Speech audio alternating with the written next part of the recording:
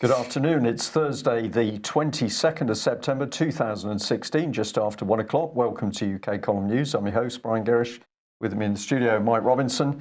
We're going to be joined by live video Skype link by Mark Anderson from American Free Press, and also John Devine, who's going to be bringing some very important information about abuse of children. Well, the sun is shining, Mike. Is it? Apparently, right. It is just in Plymouth, and we've got a few reports of warmth and sunshine in central Scotland. So things not looking too bad across UK today. I suppose before we begin, we should thank everybody that came to the meeting last night. Indeed, very successful UK Column Plymouth meeting. And of course, there was a group of people that had travelled all the way from London, so 8-hour return round trip. Thank you very much for coming down to see us, and we really do hope we'll see you again, and also at the British Constitution Group conference on the 19th of November. And before I forget it, I have a pair of glasses, spectacles, that somebody left at that meeting. They've got a little piece of tape over one of the hinges. So if you've lost a pair of glasses, put in a email request to UK Column and we'll see what we can do. Okay, let's get straight into some heavy subjects here. And we're going to start off with Truth and Reconciliation in Canada. John Devine from Canada, and we're going to be speaking quite a bit about the kind of things that have been going on in Canada recently over the last few decades, I suppose. Now, Mark Anderson's just pointed out to me that this particular slide here is from the original National Centre for Truth and Reconciliation. And that original investigation, or whatever it was, has been moved into the University of Manitoba now. So, John, this is clearly related to abuse of children, and particularly Indigenous children. Give us a bit of background to what this is about. Well, our newly elected federal government, Prime Minister Trudeau, shortly after getting into power, announced that they would be honoring the 94 issues addressed in the Truth and Reconciliation Commission regarding abuse to Indigenous people. And of course, some of that abuse had to do with the children in the orphanages, involving thousands of children. So, you know, we collectively as a society, through the democratic process, have said, okay, we're going to compensate for that. That's fine. That's where it's supposed to go with democracy. But the problem we have is that the abuses haven't stopped.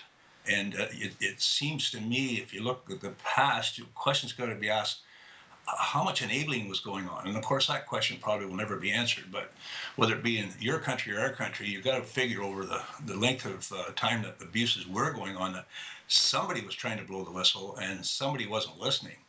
Now that takes you to our current situation up here. We've been involved in whistleblowing for numerous issues, and the Indigenous one came upon us too under the roof of Casino Rama, and the corruption under the roof sponsored by the Ontario Ministry of Labour. Now it gets a little deeper in that, but if we wanted to just step back and take a look about, I asked the question to ensure us that there is no more debt being created because of the sins.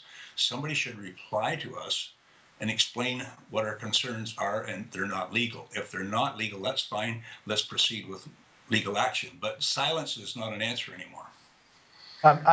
So where is this whole issue at? We've got an article here from Think Progress saying the Canadian government systematically tortured and abused Aboriginal children for 100 years. And I suppose, this is something that Kevin Annett has been trying to expose for many years now. But is there progress being made to deal with this issue? Well, in the legal side of it, we haven't heard of any criminal charges recently being laid. I know the Catholic Church, there were some, but United Church, I haven't heard of any. So, you know, I guess what they're trying to say is we'll compensate by money, et cetera, et cetera, et cetera, and forego the chance of getting a conviction. So, yeah, it's kind of out there. We hope that something's going to happen quickly to the victims. There will be financial compensation, but no report card has come back yet as to where we're at with that. And is there a wide acknowledgement that this headline here suggesting that the Canadian government is involved to some degree, but is there a wide acknowledgement that government politicians perhaps are directly involved? Well, I guess the problem in Canada, our media is, they become the enablers. I have documentation to prove that. And so what the people of Canada think they understand isn't really what's going on. But if anybody were to take time and look at that Kevin Annett documentary, you would soon change your mind. Yes. John, I'll just add to that in UK at the moment, there is individual after individual coming forward and claiming that they were abused. Some of this is many years ago, some of it is very current.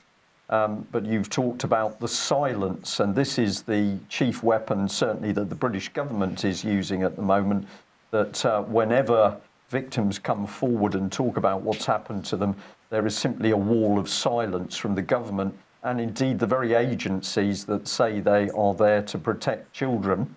And that wall of silence certainly includes the Church of England.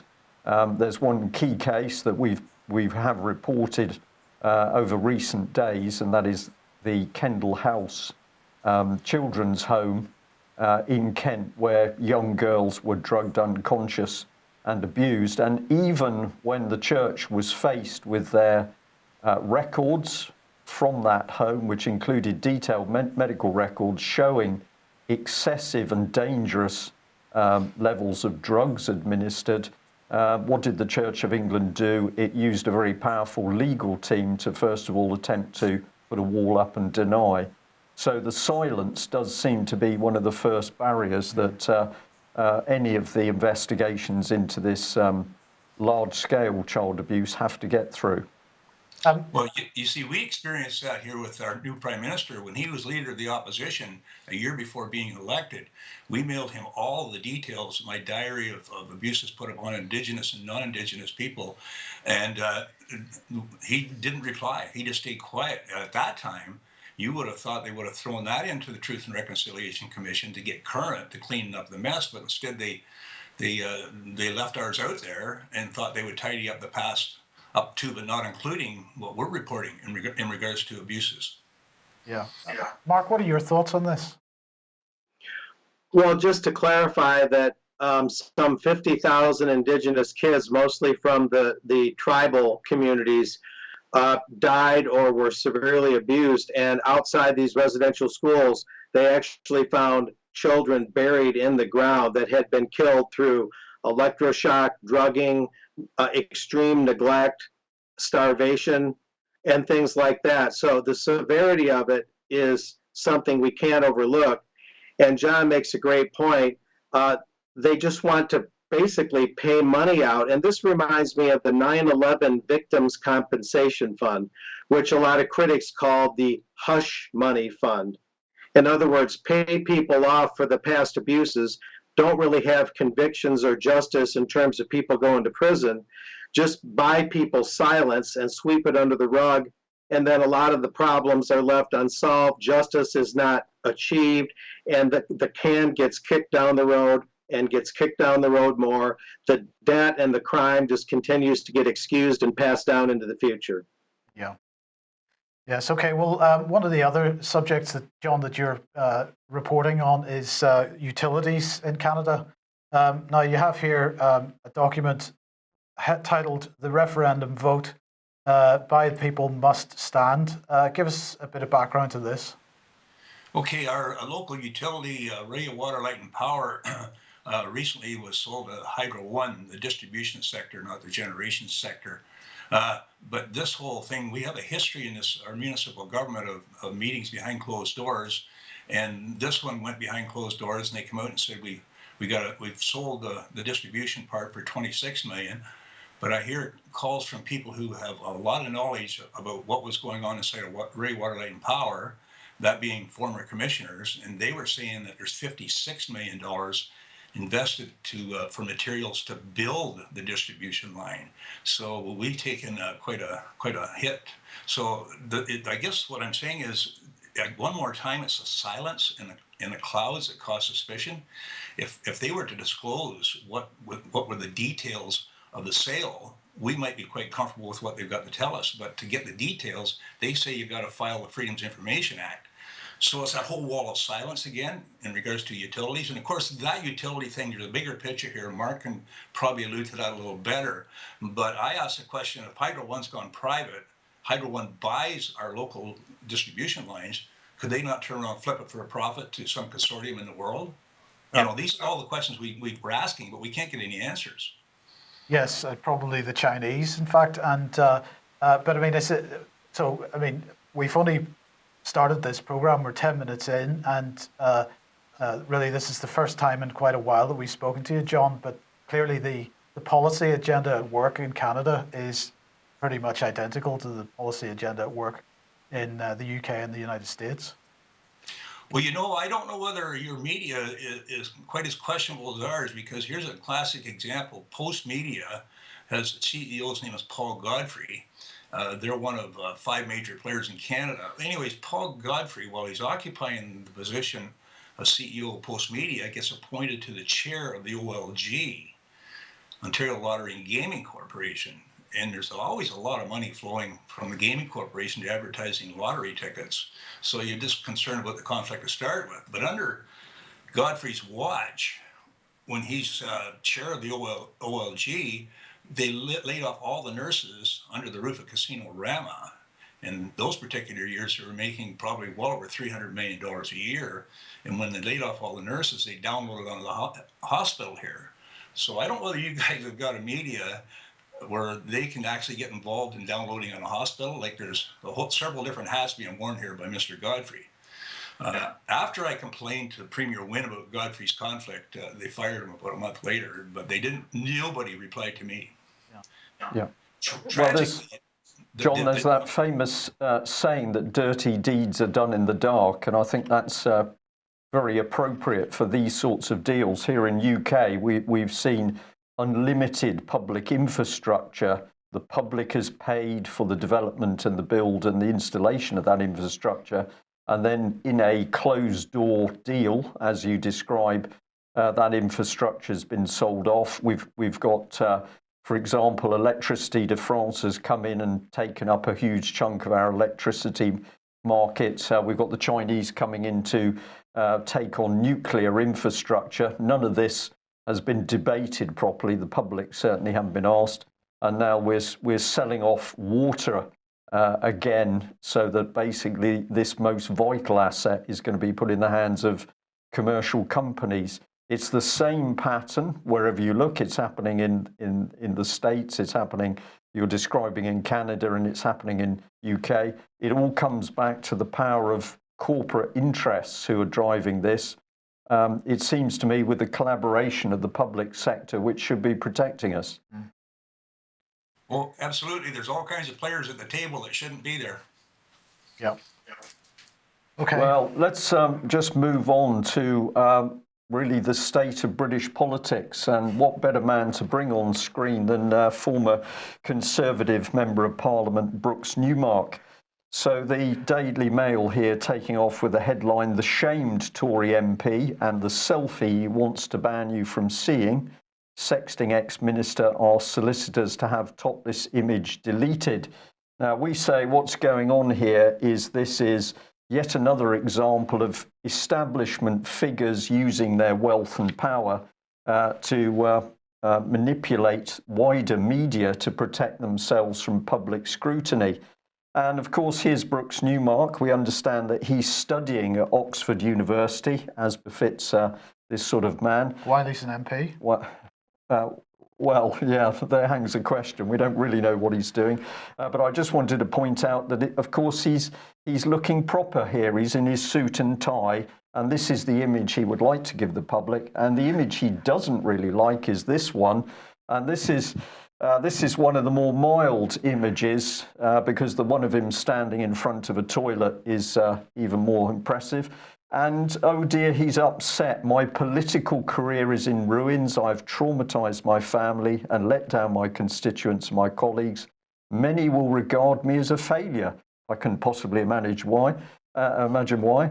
And it's true, behind the outward facade of success and achievement, I have been battling demons and losing to them. So here he is now. He got involved with the sexy stuff, got caught out, made a complete fool of himself. But now we've got to modify the whole of the World Wide Web so that we can't know what sort of man Brooks Newmark really is. And he is an utterly vile man. Why do I say that with perhaps that emphasis? Well, let's take ourselves back to 2013, when here is the same Brooks Newmark. I'm glad to say he's actually got some clothes on in this picture. He was having tea with Assad, treating him as a friend, and then he came back to UK and wrote an utterly vile article in which he said, I know Assad and I know it's time to arm the Syrian rebels and bring him down, says Brooks Newmark, who visited the dictator's house for tea. Now, the rebels he's talking about are people cutting off the heads of 12-year-old boys. But if we get into the text, let's have a look at this. He said, this is not Iraq. In Iraq, there were no chemical weapons. In Syria, we know for sure Assad has used them. We sent thousands of British troops to Iraq. No one is suggesting sending a single British soldier to Syria. So the first part of this is that the chemical weapons were used, but then he said no troops. Let's just remind ourselves of what the British press has been saying in recent days. The Commons Foreign Affairs Committee, so a government committee, has basically said that David Cameron's complete failure in Libya spread Gaddafi regime weapons across the region and assisted the growth of Islamic State terrorists. So we've got a politician who actually is pretty mucky, sitting down with Assad, and he's the one he's blaming for chemical weapons. Well, we challenged Brooks Newmark on this. We sent him an email and we said, thank you for speaking to us. I'm not sure whether he did enjoy speaking to me, but basically he maintained on the phone that chemical weapons had been used. And I pointed out to him that in all the documentation to date, what it actually said is that basically the use of the chemical weapons was only alleged. Now, Mr. Newmark, when he found the conversation difficult, he couldn't come up with any fast evidence. We finished the phone conversation. But so that people can catch up with these events, really, at the time, these were the sorts of reports coming out, London and Paris and the United Nations. They were talking about new levels of brutality. But this was also the language they were using. It says that Paulo Pinheiro, who chairs the UN Commission, said, quote, it had not been possible on the evidence available to determine the precise chemical agents used, their delivery systems, or the perpetrator. And yet we had this despicable MP, used to be a Lehman banker, of course. I think they went bust, Mike. They did, yeah. Oh dear, that's a shame. But basically, he said that the British Foreign and Commonwealth Office had confirmed that the Assad regime had used chemical weapons. We said, who gave you that information? Of course, Brooks Newmark refused to say. I'm just going to close by saying here that isn't it wonderful that we've got people like Vanessa Beeley, who is brave enough to get in on the ground in Syria to get the truth out. But I'll pass over to you, Mark. We have British politicians. I mean, this is breathtaking arrogance, equivalent, I think, of Hillary Clinton from what I'm seeing at the moment with I did not send a single classified email. It's outrageous. What do you think? Oh, absolutely. That broad panorama that you guys just covered with David Cameron, those weapons that were taken out of the Gaddafi regime in Libya were funneled through Turkey into Syria. And then all these factions that we're told are these separate terrorist factions, which are really more unified than we're told, that are trying to overthrow Syria. Those weapons came in part out of Libya, and Hillary Clinton is thought to have had involvement in that weapons transfer through Benghazi. And her emails may even reveal that, except, oops, she deleted a lot of them. So this is a huge issue. I concur Brooks Newmark would have definitely found that conversation difficult because there never was any concrete proof that the Syrian leader gassed his own people with chemical weapons. It just was never proven. It was a hoax, or exaggerated at the very least, to try and justify a war back then, a full-scale attack, and now they're just using ISIS and these proxies, Mossad, MI6, CIA proxies, these terrorist factions. They're just using that as a battering ram to go after Assad through the back door. Right, Mark, can I just, one quick point add there is that Mr. Newmark has said publicly that he is Jewish, and he also says that he abhors Assad for his stance against Israel. So we come back to another critical point here.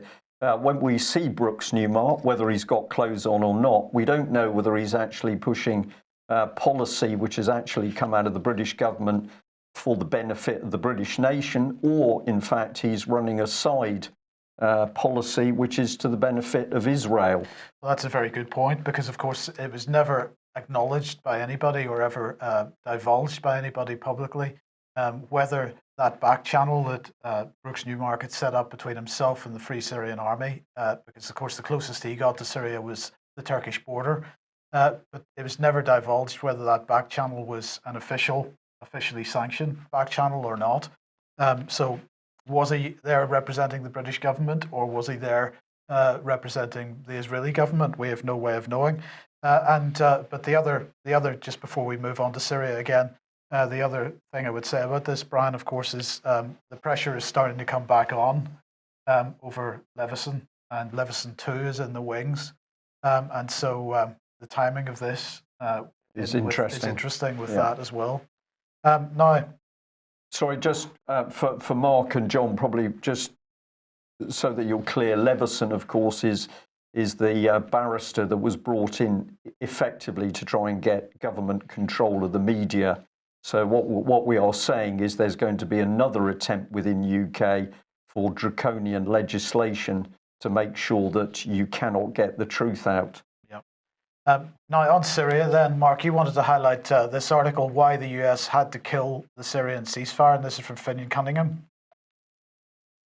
Yes. Also, Richard Walker, an American Free Press correspondent, has hit this story in our edition that's coming out soon. It's going to press later today. And that, in a nutshell, is that the US hit a Syrian military base and killed dozens of people very recently during what was supposed to be a ceasefire. It basically ended or sabotaged the ceasefire and actually gave our so-called enemies, ISIS, a leg up. And people can read about it more through American Free Press and through this article you're posting now, Mike. It shows who the real friends are in this ceasefire, and that is not the U.S. Indeed. Well, on the same subject then, this is something that we, and particularly Vanessa Bailey, have been highlighting for quite some time, because of course Ahrar, al-Sham are one of the so-called moderate rebel groups that we are supporting directly, whereas we don't admit to directly supporting ISIS. But of course, one of the points that Vanessa has been making strongly is that Ahrar al-Sham are as bad, if not worse, than ISIS themselves. And what this article is pointing out, we mentioned this when Vanessa was on the program on Monday, that Turkey has annexed effectively a part of northern Syria to the west of the Euphrates. And of course, we mentioned the fact that, well, the word annexed isn't really being used in the mainstream press, but when allegations of annexation happen in other parts of the world, of course, that's justification for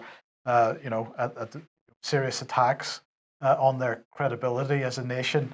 Turkey isn't receiving the same type of public denunciation.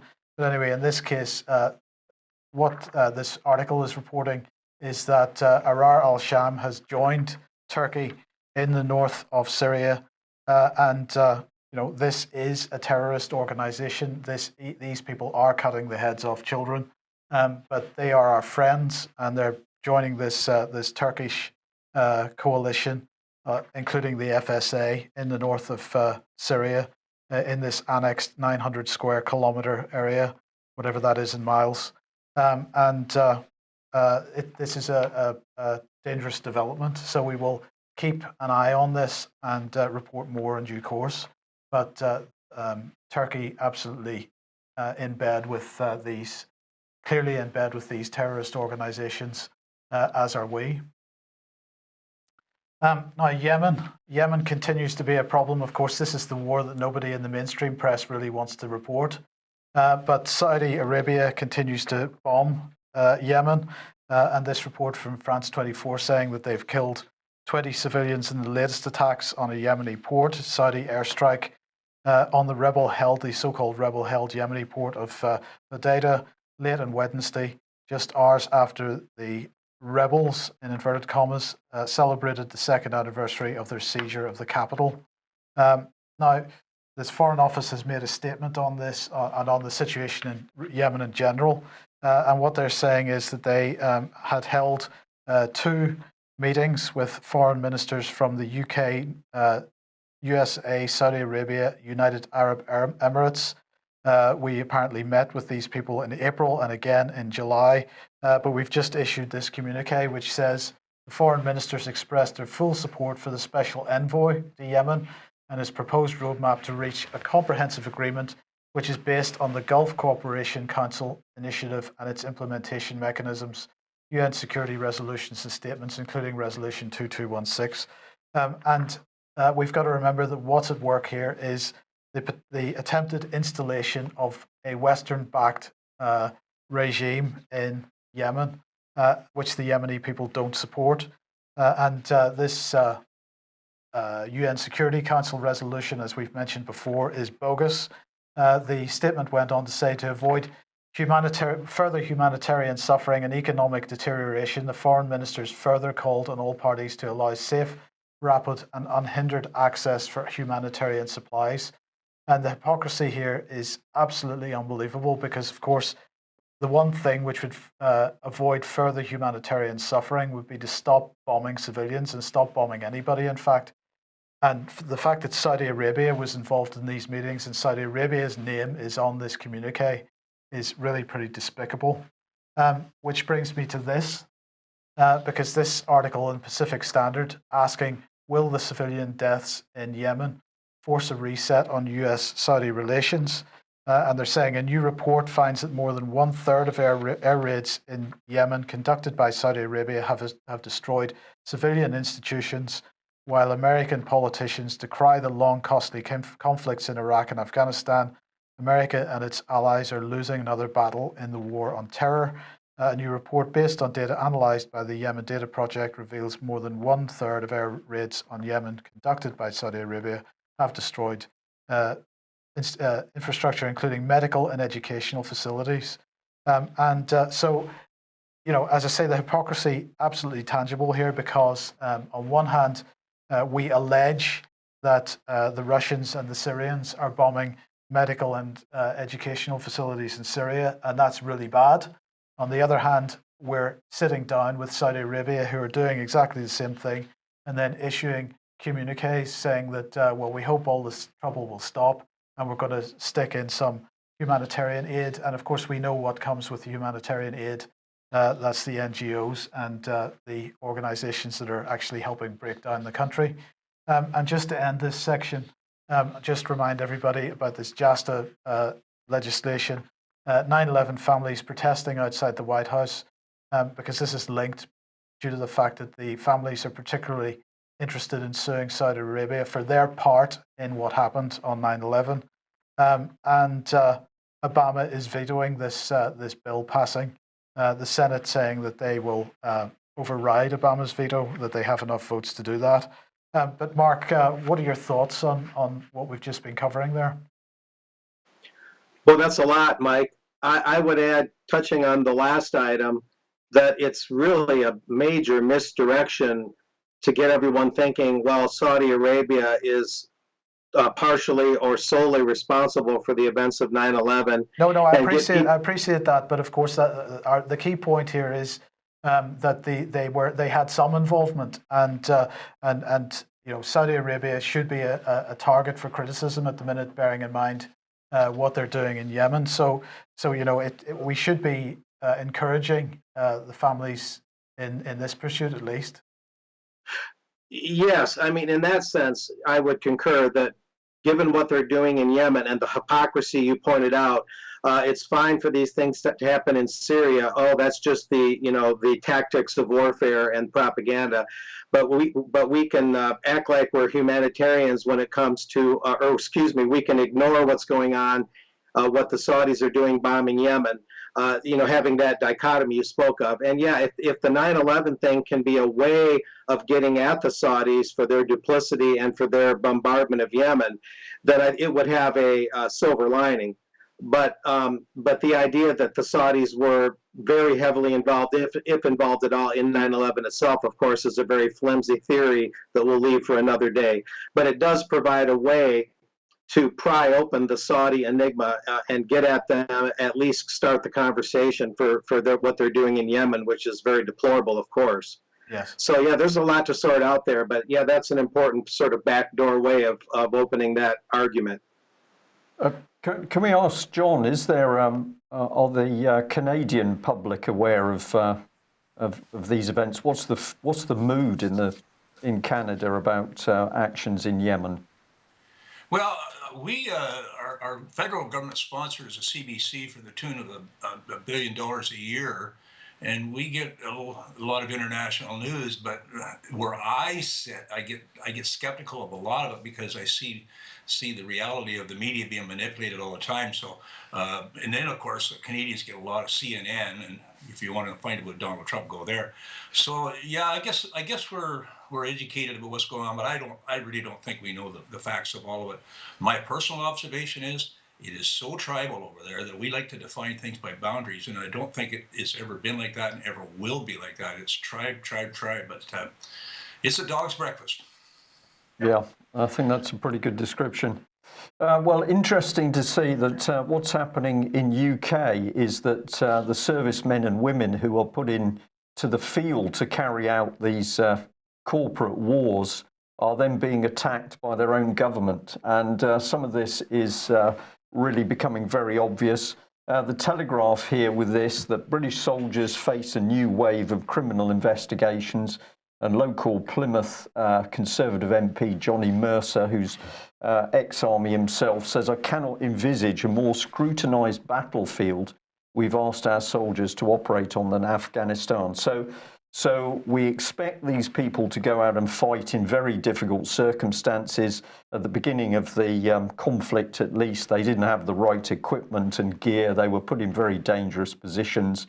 They are killed, they're maimed through IEDs.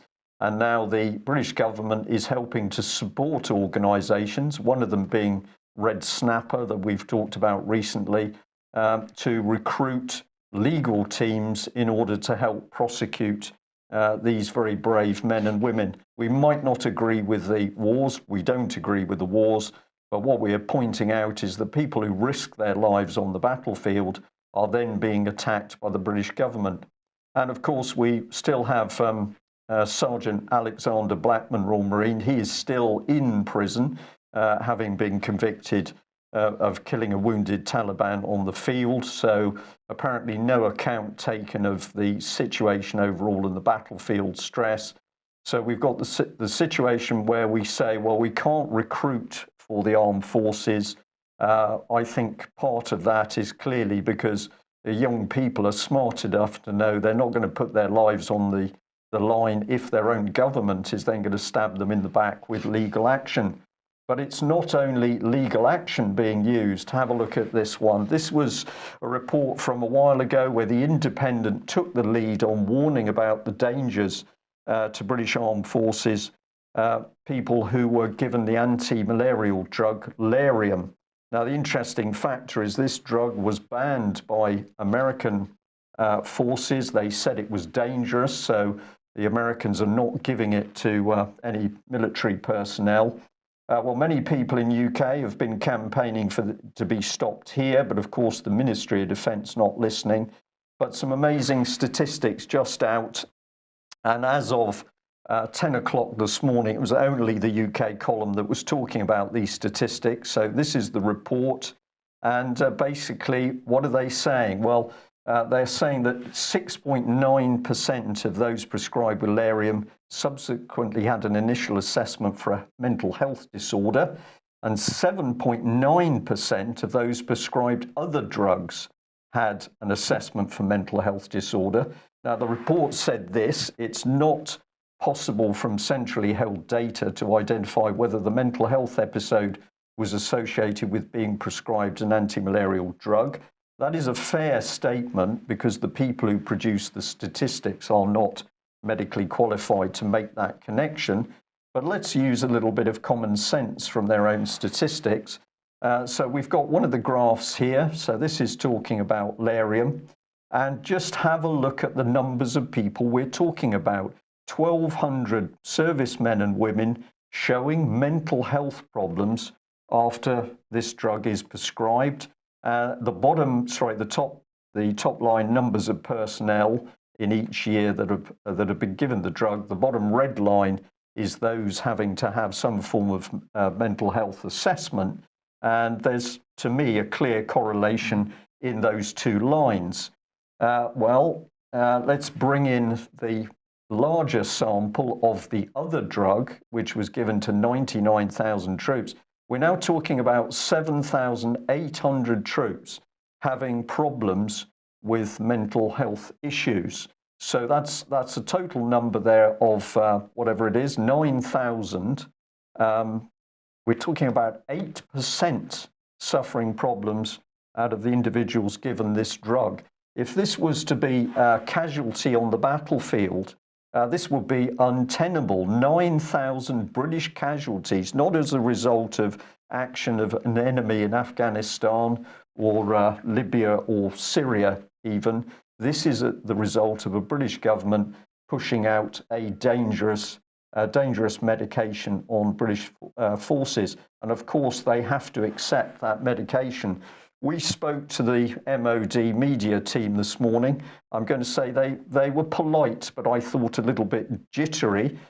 They said the line is that there's no proven medical relationship between Lariam and other anti-malarial drugs and mental health problems, but they've promised to come back to us with a proper emailed statement in due course.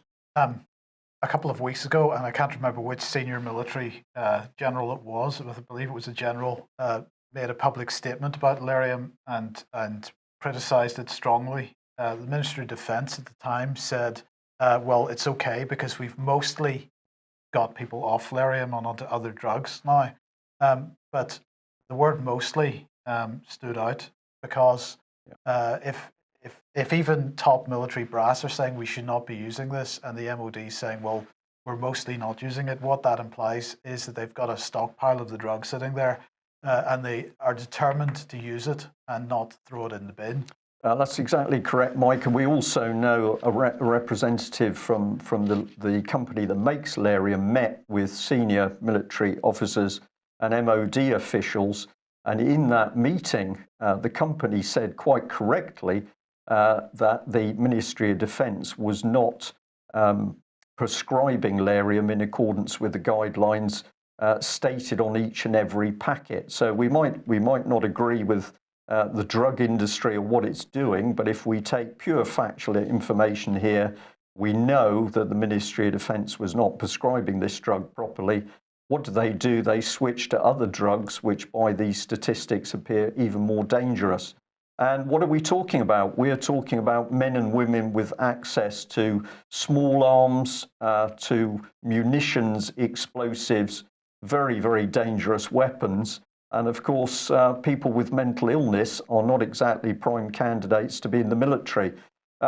Mark, this has been a big issue for veterans in the States, that there's been a strong push by those who want to get guns away from the American public to make sure that any ex-military people are screened for mental illness. And if there's the slightest whisper of it, they're not going to be entitled to a weapon. There's something very fishy going on here, I think. Oh, indeed, Brian. That's true, what you said. The mental illness thing is a gateway. If you don't pass the muster, you can have your Second Amendment rights suspended or abolished. But it also goes back to the Gulf War syndrome becoming finally acknowledged by the U.S. government as Gulf War illness. And U.S. soldiers were used as guinea pigs during the earlier days of the War on Terror. They were given different vaccines, many of which were not fully tested to see if they were safe. They were exposed to insecticides to keep the desert fleas away. They were exposed to oil well fires, depleted uranium, radioactive fallout from the munitions that the U.S. uses that are tipped with depleted uranium to penetrate armor, and so on and so forth. And so just like in Britain, the number of casualties and deaths in America from the War on Terror in all the theaters is much, much higher than the official killed in action counts that were given. So it's critical to take note that the real War on Terror has probably taken 100,000 American lives, conservatively speaking, at least 90,000, and we're told figures like Afghanistan 4,000 or 5,000, Iraq 5,000 or 6,000.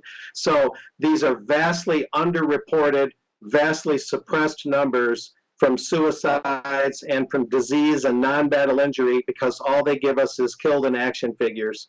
And so we are not being told the real toll, we are not being told the real death toll of the War on Terror. Yeah.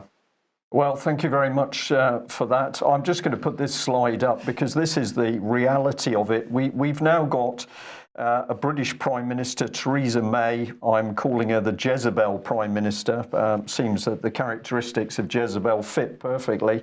But she's leading a government attacking her own people. We can see it with children, the sexualization of children. We've got the breakup of families. We've got even the attack on what our gender is. Industry destroyed, the health service destroyed, morality. And here we're seeing yet another facet of this where they are prepared from the inside to help destroy Britain's own military while using those brave men and women to fight their wars overseas. Now, before I hand back to Mike, I just would like to mention, having mentioned Theresa May as a Conservative, we better bring in the Labour Party. And here they are, the Miliband brothers. Now, David Miliband, right, quit UK politics. I should have labelled this. This is a Daily Mail article here. Should have quit UK politics after feuding with his brother Ed. They look similar to Muppets. I'm very happy to say that. Of course, Muppets, I think, invented in America. Yes. Well, we've sent a couple back to you.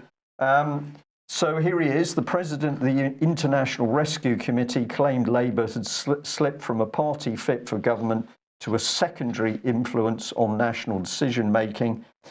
He said, "We have not been further from power since the 1930s. UK column would just like to remind viewers and listeners that David Miliband deserted UK for the USA and a Soros-backed International Rescue Committee. So sheer hypocrisy from a couple of Muppets. But we thought we'd just mention them to lighten the programme a bit. Well, we should also just mention, Mark, I don't know if you're aware of this, but there has been a rumour that should Hillary become president, that David Miliband would leave his job with the International Rescue Committee and take US citizenship and end up working as part of her cabinet. My Lord, I thought the horrors were finally going to cease for a little bit. That almost defies comment, except to say that I think he needs to go see a shrink, and if he doesn't have one, he better get one soon. Hillary, speaking of the Jezebel syndrome, Hillary and Theresa May are cut from the same cloth. So if he wants to keep that kind of company, I won't get in the way of his insanity. He'll just have to be his own undoing. Right. Look, we're really short for time, so we're just going to have to rush through this. Mark, if you don't mind. Now, we mentioned this Chicago Council of Global Affairs and the fact that the Mayor of London had visited that last week. Now, you watched this speech and you had a couple of comments to make on that. And you also mentioned the fact that the Chicago Council on Global Affairs has added some content to their website, which perhaps gives us a clue as to what George Osborne might be up to next. I mainly looked, Mike, at Sadiq Khan, your mayor. I guess he's your first Muslim mayor of Muslim extraction. His parents were born in a Muslim country. He was evidently born in the UK. What he did is he spoke recently in his first stop in the US, and that was at the Chicago Council on Global Affairs. Now, that's the former Chicago Council on Foreign Relations, which is tied to the New York Council on Foreign Relations, which is a sibling of Chatham House, the Royal Institute of International Affairs. There's a direct connection by way of how I described. And so Sadiq Khan shows up. He speaks to the CCGA very recently, about mid-September. And the global cities thing is going forward. And there's two basic things, real quick. He emphasized how the cities, the global cities that consider themselves part of a worldwide network, need to have the U.S. and the nation states being pulled from behind. In other words, dragging the nation states along as the cities take the lead in addressing climate change, as the cities take the lead in social integration of a very comprehensive nature. So clearly, the cities see themselves as the vanguard of the rest of the worldwide federation that they want to put together. They're not in the back, they're in the front.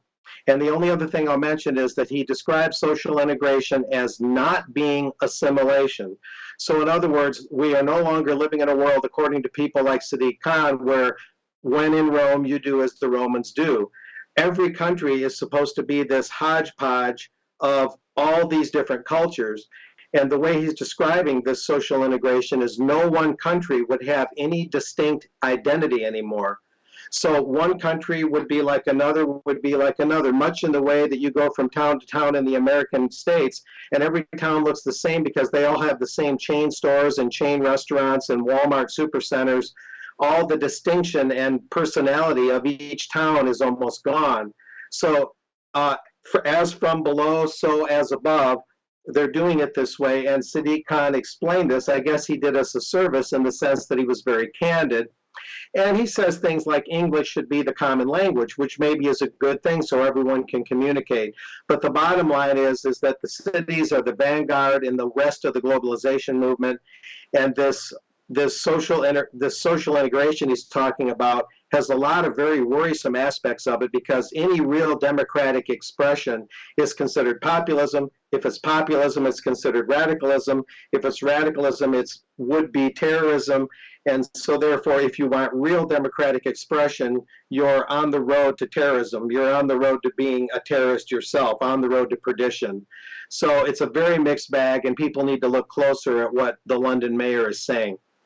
Absolutely, you're bang on there, and of course, this is what the diversity agenda is about. What diversity training is about. People are being trained not to actually recognize and appreciate other people's cultures, other people's differences. What they're doing is trying to merge people together, and they're destroying other cultures and other differences. And the language thing, Mark, is a key. This is a key point. If we really want diversity and diversification within the human species, if you want to put it that way, we need diverse languages, because, as Alex Thompson will tell us, concepts that are expressed in one language cannot be expressed in another language, and therefore different peoples approach different problems from different directions.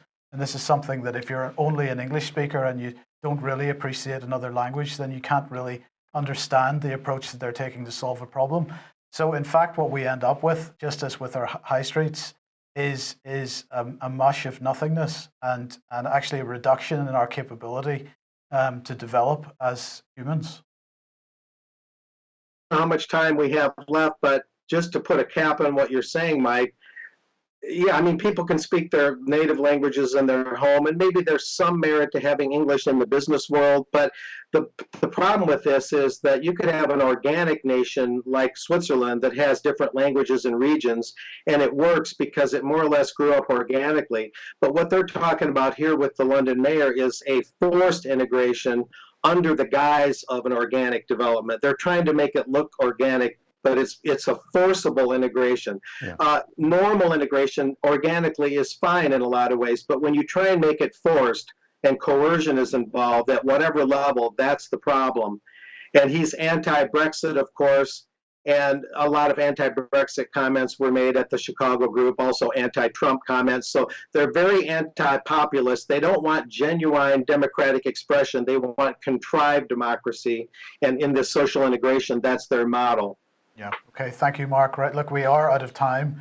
So just before we go, John, you've just launched a new newspaper here called The Awakening newspaper. Awakening, is that right?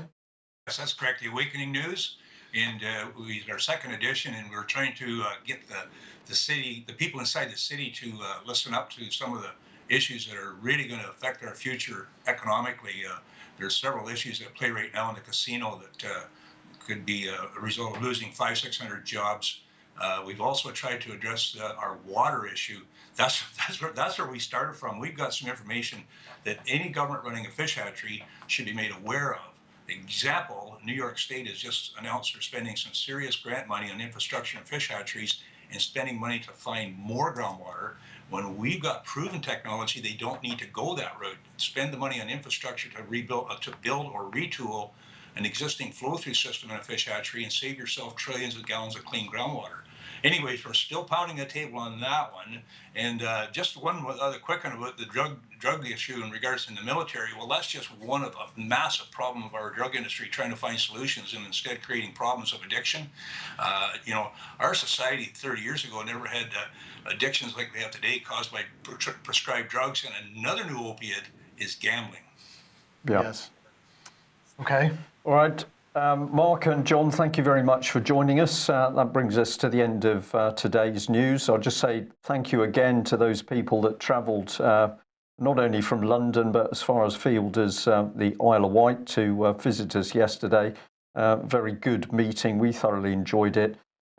Put that date in your diary, the 19th of November, for the British Constitution Group, looking at law, reasserting the rule of law in UK. It's pretty obvious to us now that we are a lawless state governed by a criminal government. So recognising that is more than half the way to addressing the problem. So do join us in November if you can. Thanks for joining us today. If you're not a subscriber, please consider subscribing to UK Column. Thank you. Bye-bye. Bye.